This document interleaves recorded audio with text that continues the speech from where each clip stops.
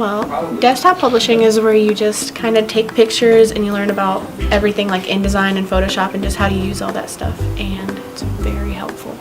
I really can't even print papers, so for me this is really good. Like you learn how to like use Photoshop, like I said, and just a bunch of different things that can apply to like all your other classes.